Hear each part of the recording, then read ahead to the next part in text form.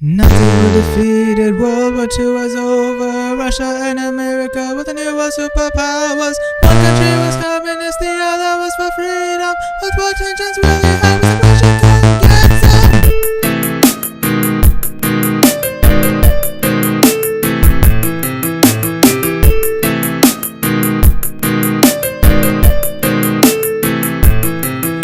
The Soviets sought to spread their ideas.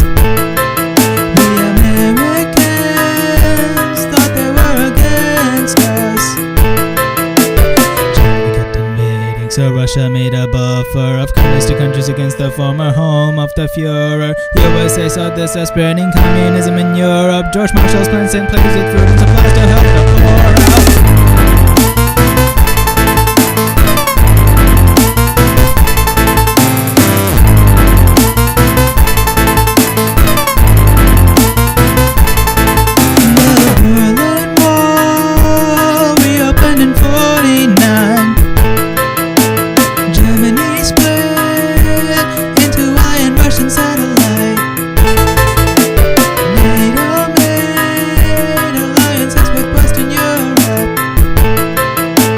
Soviets carried with the Pact of Warsaw. Soviets made an atom bomb, Americans felt in danger. Truman proved the H-bomb 1,000 times stronger. We started on an arms race on the edge of a nuclear winter. One tiny misfire, people were put to the shelters.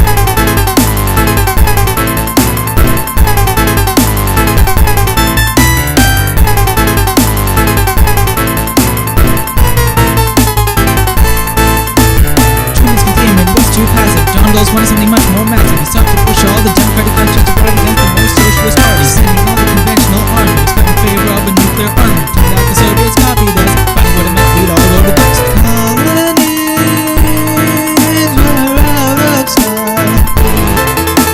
Imperialists gave freedom to them all. Some countries couldn't make up their own mind. States split like Vietnam or Korea. Communists and Democrats, they were split like two Kit Kats. The two powers sucked them in. To the Cold War is the Cold War, billions of dollars spent to promote the government, just to stop the other one from spreading across the whole world. Overt action CIA, friendly to the USA, overthrew some governments for economic favoritism, pushing cruel dictators who placed friendly presidents to replace leftist governments.